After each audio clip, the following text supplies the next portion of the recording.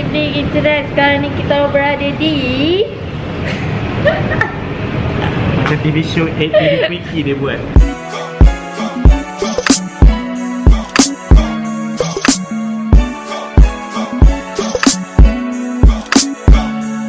Good evening guys. Tadi nak cuba buat video manis pada orang. So sekarang kita orang dah sampai dekat Ikea. Sebelum pergi Ikea aku nak pergi ke Mr. DIY je. So aku nak beli satu barang yang semalam diorang bawa. Mainan lah sebenarnya. Mainan ni sebenarnya dah lama lah, dia punya trend dah habis. Tapi semalam Ayik bawa pergi ke SS15 Tuan Lepak. So aku decide untuk hari ni aku nak pergi beli kat, cari kat Mr. DIY. Sebab Wan kata ada kat Mr. DIY. Sampailah Mr. DIY. Alright, so sekarang misi untuk mencari mainan yang aku cakap tadi.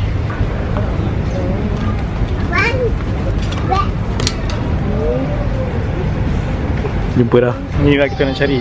Aku nak cari sebenarnya. So Wan, apa yang kau cakap tu betul. Dengan dia punya shape pun korang cakap betul. So harga dia RM5 je. Better daripada harga dekat Toys R Us yang aku nak beli. Harga dia RM60. So mission pertama dah settle. Oi, Ikea. Okay, Ikea.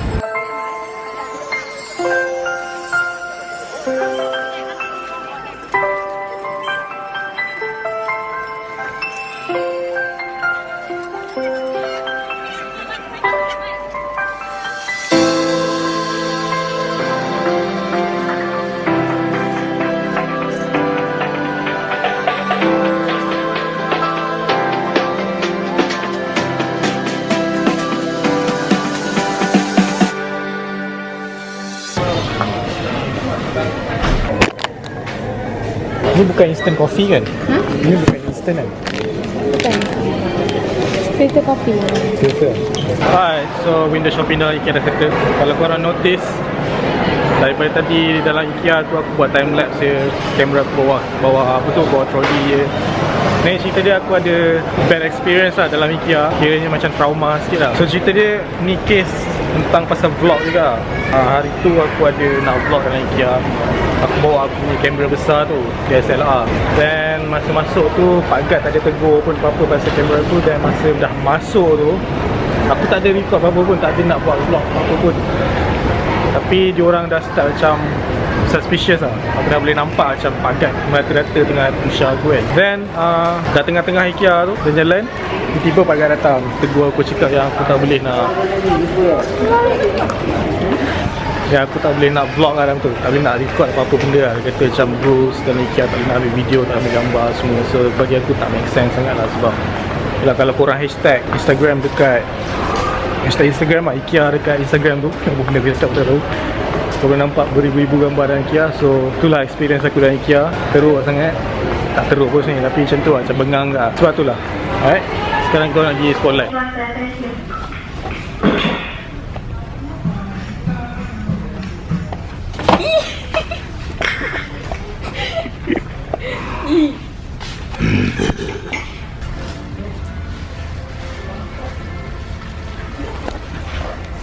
Oh, boleh jadi kapet. Dah disutru. Ha? Disutru.